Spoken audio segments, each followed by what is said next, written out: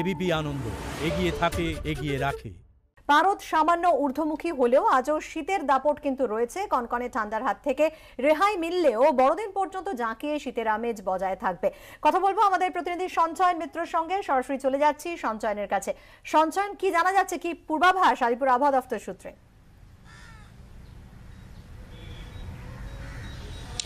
দেখো, সোমবারের পর থেকে সামান্য তাপমাত্রা বাড়ার একটা ইঙ্গিত ছিল এবং সেটাই দেখা যাচ্ছে যে গতকালকের থেকে 1 ডিগ্রি মতন তাপমাত্রা বেড়েছে কলকাতায় সর্বনিম্নটা।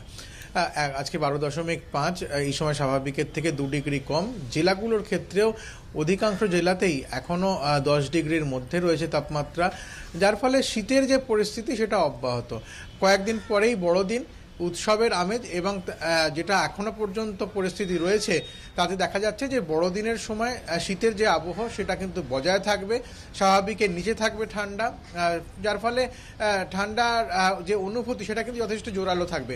উত্তরবঙ্গ হোক বা দক্ষিণবঙ্গ, সর্বত্রই পরিস্থিতি প্রায় একই রকম। নতুন করে যে শৈত্যপ্রবাহ বা যে পশ্চিমী ঝঞ্ঝা কাশ্মীরের ওপরে আসবে আগামী কিছুদিনের মধ্যে, তার প্রভাব যখন আমাদের রাজ্যে এসে পৌঁছবে তখনও কিন্তু আরও এক দফা শীত। ফলত আপাতত এই বছরের শেষটা ভালো ঠান্ডার মধ্যেই কাটবে, তেমনটাই পূর্বাভাস আলিপুর আবহাওয়া দপ্তরের। দৃষ্টি, অনেক ধন্যবাদ সঞ্চয়ন তোমাকে। বিধায়ক পদে শুভেন্দু অধিকারীর ইস্তফা গ্রহণ করলেন বিধানসভার স্পিকার। তার ডাকে গতকাল বিধানসভায় আসেন শুভেন্দু অধিকারী। স্পিকার ছাড়াও তিনি দেখা করেন আব্দুল মান্নানের সঙ্গে। রাজভবনে গিয়ে রাজ্যপালের সঙ্গেও কথা বলেন বিজেপি নেতা। বিধায়ক পদ থেকে ইস্তফাপত্র দিয়েছিলেন 5 দিন আগে, তারপর বিজেপিতে যোগদান করেছেন।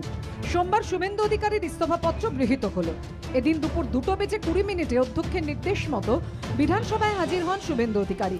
প্রায় 15 মিনিট বিমান বন্দ্যোপাধ্যায়ের ঘরে ছিলেন তিনি। বিধানসভা সূত্রে খবর, স্পিকার শুভেন্দু অধিকারীর কাছে জানতে চান আগে তিনি যে ইস্তফাপত্র দিয়েছিলেন তা যথার্থ কিনা, হাতের লেখা কি তার ছিল, তিনি কি কোনো চাপের মুখে বিধায়ক পদ থেকে ইস্তফা দিচ্ছেন। আমি তার রেজিগনেশন লেটারটা আজকের বিকেলের তারিখে, অর্থাৎ এটা আমি গ্রহণ করলাম। আজকের বিকেলের পর থেকে উনি আমাদের বিধানসভার সদস্য রইলেন না এবং ওই সিটটা ভ্যাকেন্ট বলে আমরা ইলেকশন কমিশনের কাছে জানিয়ে দেব।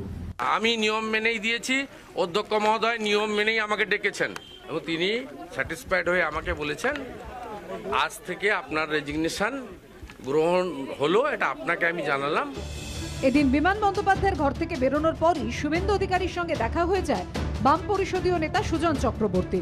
তার কাছে বিজেপি নেতা জানতে চান বিরোধী দলনেতা আব্দুল মান্নান কেন তার খোঁজ করছিলেন। এরপরে সোজা আব্দুল মান্নানের ঘরে পৌঁছে যান শুভেন্দু। তখন ঘরে না থাকলেও পরে আসেন বিরোধী দলনেতা। প্রায় 1.5 ঘন্টা কথা হয় তাদের মধ্যে।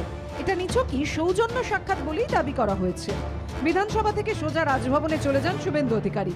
গত 16 তারিখ বিধায়ক পদ থেকে ইস্তফা চেয়ে অধ্যক্ষকে চিঠি পাঠানোর পাশাপাশি রাজ্যপালকেও একটি চিঠি পাঠিয়েছিলেন বিজেপি নেতা। তিনি লিখেছিলেন, সাংবিধানিক প্রধান হিসেবে আপনার হস্তক্ষেপ চাইছি, যাতে আমার ও আমার অনুগামীদের বিরুদ্ধে রাজনৈতিক উদ্দেশ্য প্রণোদিতভাবে ফৌজদারি মামলা রুজু থেকে পুলিশ প্রশাসনকে নিরস্ত্র করা সম্ভব হয়। এর প্রেক্ষিতে উপযুক্ত পদক্ষেপ নেওয়ার অনুরোধ করে মুখ্যমন্ত্রীকে চিঠি পাঠান রাজ্যপাল। সূত্রের খবর, এদিন সেই সংক্রান্তই আলোচনা হয় রাজ্যপাল ও শুভেন্দু অধিকারীর সঙ্গে। जब शुभेंदु अधिकारी ने पहली बार मुझे पत्र लिखा तो मैंने मुख्यमंत्री को पत्र लिखा और अब्दुल मान्नान जी ने मुझे कहा तभी मैंने लिखा। दोनों व्यक्ति राजनीति में अहम स्थान रखते हैं, खासतौर से प्रशासन के उन लोगों को जो ग्रास रूट पर काम करते हैं, ओसीज, आईसीज। मैं उनको कहना चाहूंगा वो प्रजातांत्रिक फैब्रिक को न तोड़े। রাজ্যপালের তো উচিত ছিল শুভেন্দু অধিকারীকে প্রশ্ন করা যে আপনি তো এই সরকারের এতদিন সাংসদ ছিলেন, পরবর্তীকালে মন্ত্রী ছিলেন, তো এই ঘটনাগুলো তার মানে এতদিন ঘটেনি, আপনি তো সেই সরকারেরই ছিলেন, তাহলে হঠাৎ এই ধরনের ভিত্তিহীন প্রশ্নপত্র আমার কাছে নিয়ে এলেন কেন?